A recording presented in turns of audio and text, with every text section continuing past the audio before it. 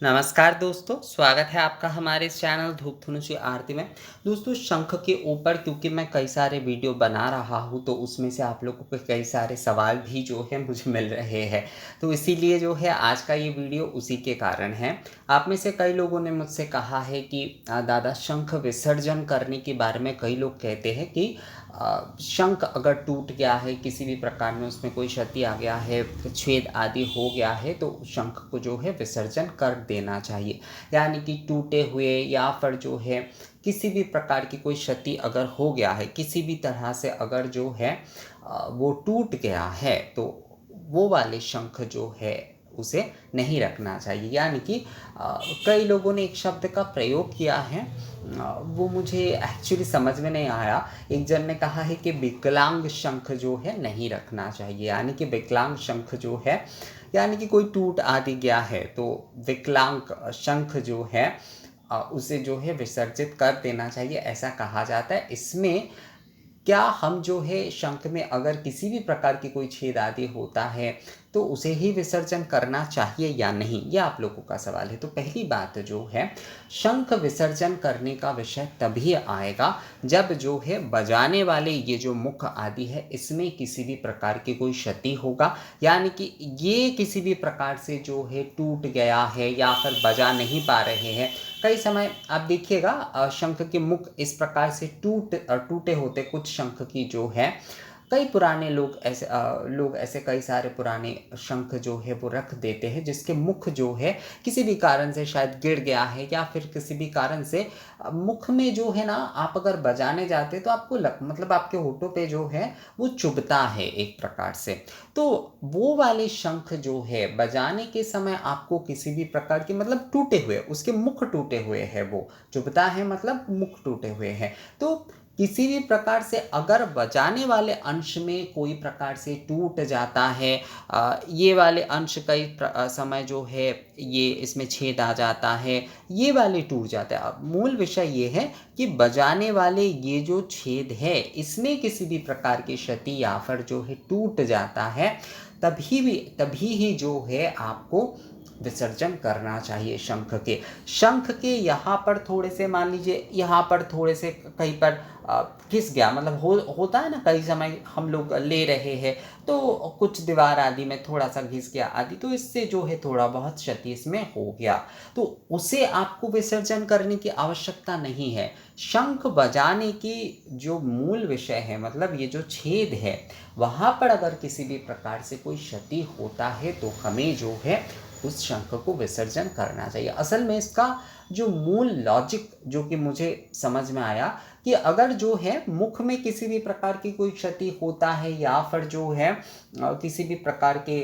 टूट जाता है, तो वो जो है ना मुख में चुभता है। जो बजाने वाले होते पुजारी जी या फिर घर के कोई एक से अधिक शंख में भी अगर जो है उस प्रकार का होता है तो उन्हें विसर्जित करने को कहा जाता है। यानी कि मतलब कोई भी शंख एक से अधिक भी अगर है और उसमें अगर मुख में किसी भी प्रकार की कोई क्षति है, मुख में कोई छेद है और बजाने समय वो चुभ रहा है, बजा नहीं पा रहे हैं आप किसी प्रकार से, या फिर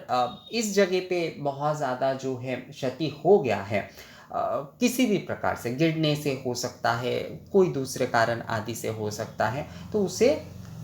क्योंकि वो बजाना थोड़ा मुश्किल होता है, जब बजाने जाते हैं ना वो वाले शंख तो मुख में सच में बहुत चुभता है, होठ में जो है काफ़ी चुभता है। तो इसी कारण से शायद ये नियम बना है कि अगर मुख में, शंख की ये वाले मुख में जो है किसी भी प्रकार की कोई क्षति हो जाता है तो उसे जो है विसर्जित कर देना चाहिए। पर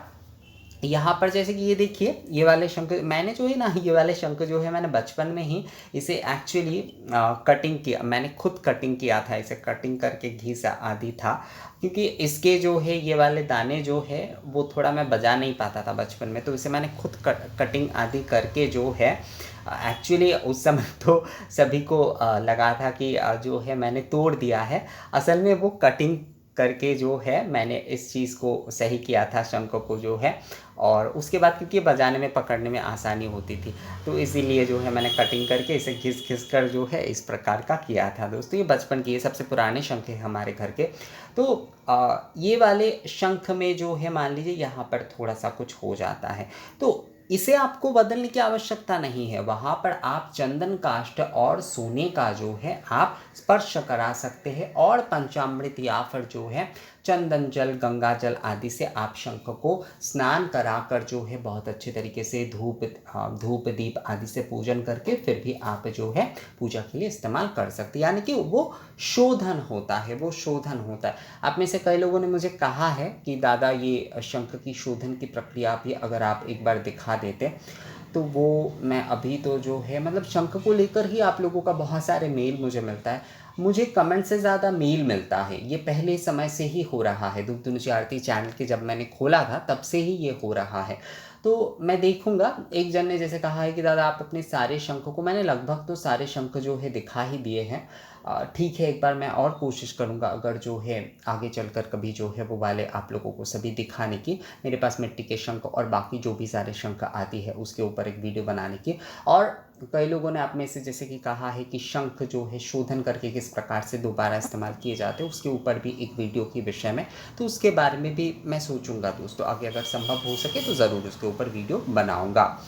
तो आप जो है शंख जो अगर थोड़ा बहुत छेद इसमें हो जाता है तो घबराने वाली कोई विषय नहीं है। उसे आप जो है शोधन कर मतलब उसमें स्वर्ण और चंदन काष्ठ जो है स्पर्श कराते हुए उसके बाद शोधन आदि कराते हुए यानी स्नान आदि कराकर धूप दीप से आप पूजन करते, धूप दीप दिखाते हुए शंख को, फिर आप उस शंख को जो है आप बजा सकते हैं। असल में शंख क्योंकि हम लक्ष्मी नारायण के प्रतीक मानते हैं तो इसलिए शंख आदि अगर टूट जाते हैं तो हम सोचते हैं कि कुछ अमंगल आदि है, तो इसीलिए हम जो है वहाँ पर स्वर्ण चंदन ये जो है सबसे शुद्ध माना जाता है, उनका स्पर्श कराकर उन्हें स्नान आदि कराकर पूजन करके जो है फिर हम उस शंख को जो है पूजा में फिर से प्रयोग कर सकते हैं दोस्तों, कोई समस्या उसमें नहीं है। तो शंख जो है आपका थोड़ा बहुत इसमें ये देखिए, इसमें ना थोड़ा सा ये ऐसे ही है एक्चुअली, ये वाले शंख में ऐसे ही है। तो ये देखिए इसमें थोड़ा सा इसमें छेद है,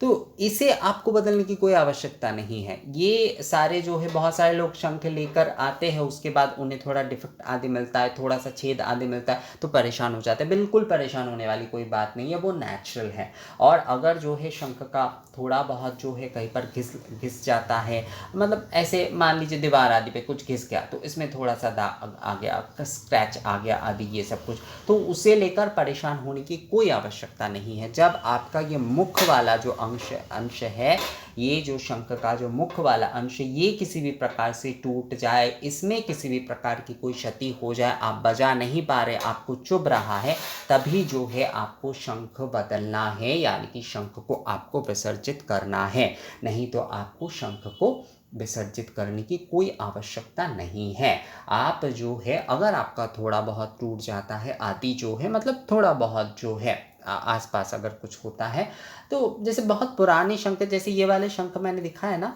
तो ये वाले ऐसे शंख जितने दिन पुराने हो जाते तो उसमें हो जाते, ऐसे अगर डंठलाती रहते हैं इसमें तो वो कई समय टूट जाता है, तो उसे आपको बदलने की आवश्यकता नहीं है दोस्तों। आप जो है उन्हें स्वर्ण और जो है चंदन काष्ठ का स्पर्श कराते हुए शोधन आदि करते हुए यानी कि स्नान आदि कराते हुए जो है शंख को गंगा जल, चंदन जल या पंचामृत से जो है स्नान आदि कराते हुए धूप दीप दिखाते हुए जो है धूप दीप से एक संक्षिप्त छोटी सी आरती तरीके का ही करके, मतलब धूप दीप दिखाकर जो है आप उनका प्रयोग जो है कर सकते हैं। यानी कि लक्ष्मी नारायण के मंगल रूप मानते हैं हम शंख को, इसीलिए जो है अगर थोड़ा सा अगर कुछ हो जाए तो उसे हम दोबारा उस प्रकार से करके हम प्रयोग कर सकते, पूजा के लिए कोई समस्या नहीं है। जब आपका मुख वाले अंश जो है खराब हो जाए तभी आपको जो है शंख को बदलने या विसर्जन करना है। तो मुझे लगता है ये विषय आप लोगों को समझ में आ गया है दोस्तों। अगर आप लोगों का इस विषय में कोई सवाल आती है तो आप लोग मुझे कमेंट्स करके बोल सकते हैं या फिर आप लोग मुझे मेल भी कर सकते हैं। तो मिलते हैं आपसे अगले वीडियो में, तब तक के लिए नमस्कार।